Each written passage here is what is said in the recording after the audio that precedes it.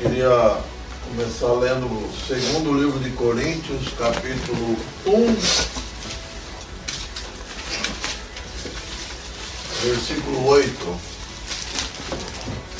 O versículo 8 de 2 Coríntios, capítulo 1, diz o seguinte: porque não queremos, irmãos, que ignoreis a natureza da tribulação que nos sobreveio na Ásia, porquanto foi acima das nossas forças, a ponto de desesperarmos até a própria vida. Então Paulo está dizendo aqui que ele teve um momento difícil, tribulação, dificuldade, adversidade, situações que a vida nos coloca e da qual nós temos que passar. Contudo, versículo 9, já em nós mesmos tivemos a sentença de morte, para que não confiemos em nós, e sim no Deus que ressuscita os mortos, o qual nos livrou e livrará de tão grande morte, em quem temos esperado que ainda continuará a livrar. Até aquele dia, irmãos, quando venceremos definitivamente a morte, passaremos então da morte para a vida, nós teremos dificuldade. Nós temos cantado nesta manhã que a vida é de tribulação, é de dificuldade, há momentos difíceis, há situações que nós não gostaríamos de viver. E Paulo fala isso aqui claramente.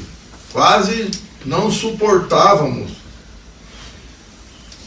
porquanto foi acima das nossas forças, no versículo 8. E quando nós pensamos nas nossas vidas, muitas vezes não é diferente. E não foi só Paulo. Salmo 56, também é interessante lermos alguns textos, né?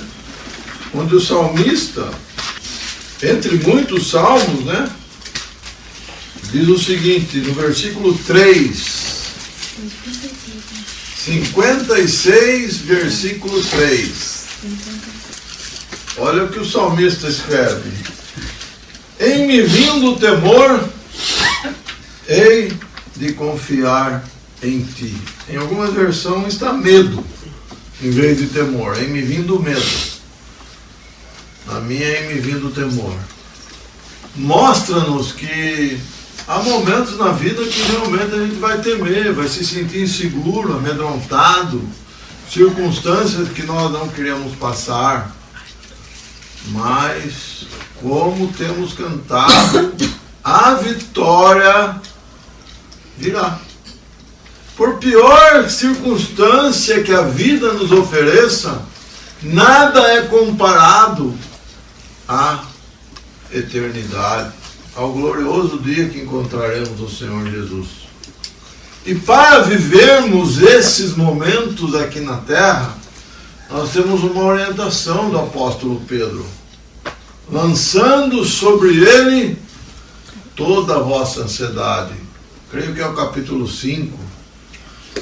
Então, se nós praticarmos o que as Escrituras nos ensinam, não há dificuldade, não há tribulação, não há medo, não há temor que não possamos suportar. Mas nós precisamos ter uma atitude de levarmos essas situações diante da cruz. Não é para nós termos uma dificuldade e guardarmos no nosso coração. A palavra diz que nós precisamos ir, e é isso que Pedro fala,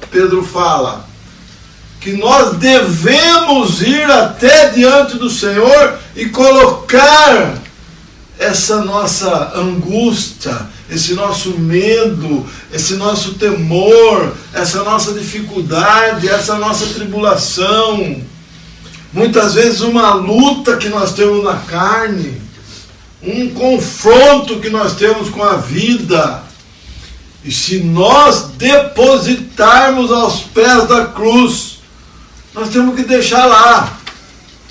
O grande problema, irmãos, é que muitas vezes nós voltamos lá e pegamos ele e levamos para o nosso quarto de novo. Nós vamos lá na cruz, confessamos: Senhor, tenho essa dificuldade, tenho esse medo, estou vivendo esse momento, não queria estar passando por isso, vou deixar para ti. Viramos a costa e vamos embora. Mas às vezes não demora 24 horas. Nós voltamos lá na cruz, pegamos o nosso fardo, colocamos na costa e carregamos para o nosso quarto. Nós precisamos vencer isso, irmão. E só vencemos isso se realmente fizermos o que Pedro falou, lançando sobre ele a vossa ansiedade. Porque não adianta dizermos, irmãos, que a nossa vida não tem dificuldade emocional, dificuldade financeira para alguns, mais do que para outros, dificuldade de relacionamento. Muitas vezes temos dificuldade com pessoas, muitas vezes temos dificuldade de entender o propósito de Deus na nossa vida e ficamos nos perguntando: o que eu estou fazendo aqui? Para que eu sirvo? Por que Deus me colocou nessa vida? Por que eu estou nesse lugar? Por que eu tenho que passar por isso? Por que eu tenho esse sentimento? Então, olhando para a Escritura, nós vemos que Paulo também teve temor. Paulo também enfrentou momentos difíceis. O próprio salmista. Quem lembra de Isaías? Isaías, um profeta, teve medo, se sentiu inseguro. Isaías disse: ai, como ele ia. Vamos ler, vai melhor. Onde Deus fala que, Isaías fala que tocou um brasa a boca dele. Misericórdia, agora não acho. 6:5. Quanto? 6:5, será? 6, deixa eu ver. Isso, o chamamento de Isaías. Versículo 5. Então disse eu: ai de mim, estou perdido, porque sou homem de lábios impuros, e os meus olhos viram o Rei, o Senhor dos Exércitos. Isaías temeu, teve medo. Não é uma circunstância incomum ter medo, irmãos, da vida, de situações, de luta, do que vamos enfrentar. Faz parte da nossa vida. Nós precisamos confiar. É a palavra que pesa sobre nós. É a confiança, é a certeza do amanhã, que nada é comparável. Cantamos hoje: nada é comparável com a eternidade. Nada pode se comparar com o que Deus tem preparado para aqueles que são seus filhos. Precisamos descansar nessa certeza de que tudo está sob controle de Deus. Nada fugiu do seu controle. Ainda que às vezes nós olhamos a circunstância do mundo e parece que Deus perdeu o controle. Parece que as coisas estão tão bagunçadas que a gente chega às vezes até a pensar: mas será que realmente Deus está cuidando de mim? Mas Romanos diz que todas as coisas contribuem para o bem daqueles que amam a Deus. Vamos ler Romanos capítulo 8. 8:28. 8:28. Sabemos que todas as coisas cooperam para o bem daqueles que amam a Deus. Esse é o segredo.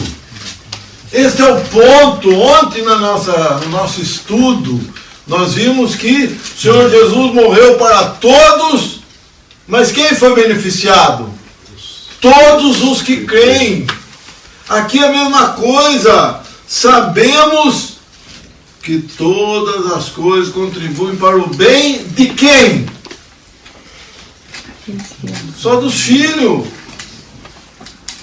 Quando nós pensamos na situação, o que inclui é aqueles que amam a Deus. Quem que ama a Deus? Os filhos, o que creem. Então, quando eu descanso nessa promessa, ela não é para o ímpio, para alguém que não crê. Porque todas as coisas contribuem para o bem, não é de todos, é só de todos que amam. E esse amam é um ponto de referência que eu e você precisamos ter. Nós não somos melhores, mas nós somos filhos de Deus. Nós cantamos hoje, irmão, filhos de Deus, que alegre verdade. Quem não creu, quem não ama o Senhor, não é filho de Deus. Não está nessa promessa. A morte é para todos. Mas nós somos livres da morte porque cremos. Eu e você passamos da morte. Não é porque merecemos ou porque somos melhores. É porque cremos.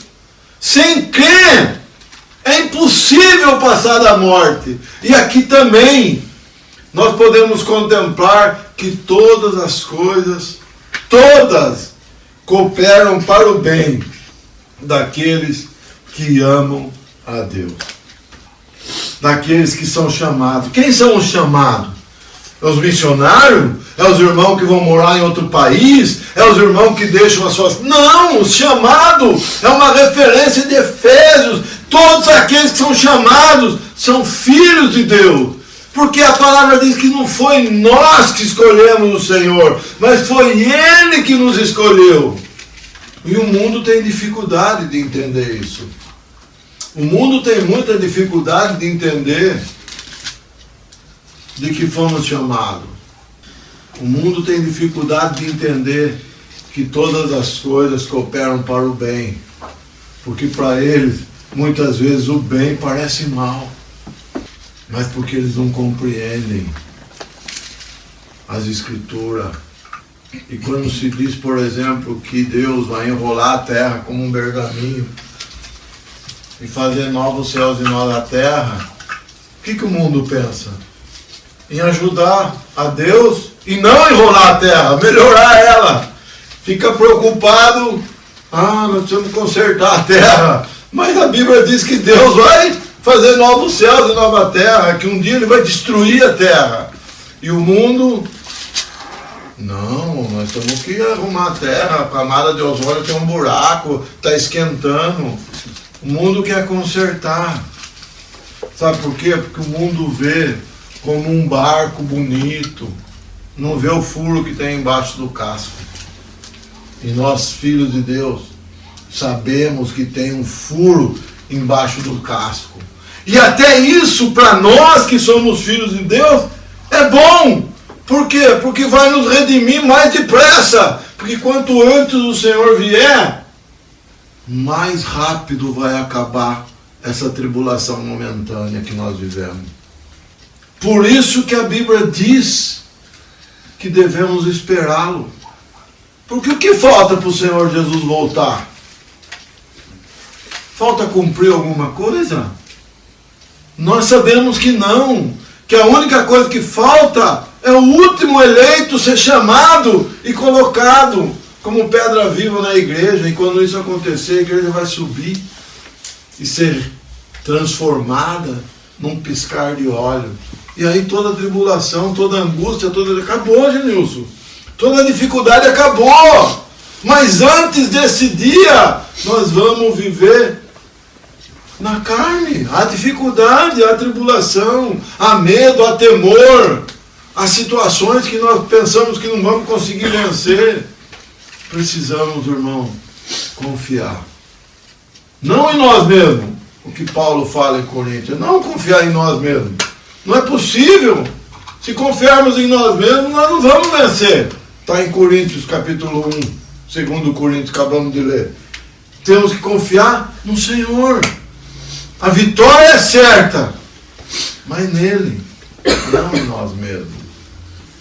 Que nós possamos, irmãos, descansar nessa palavra, nessa certeza absoluta de que nele nós podemos confiar.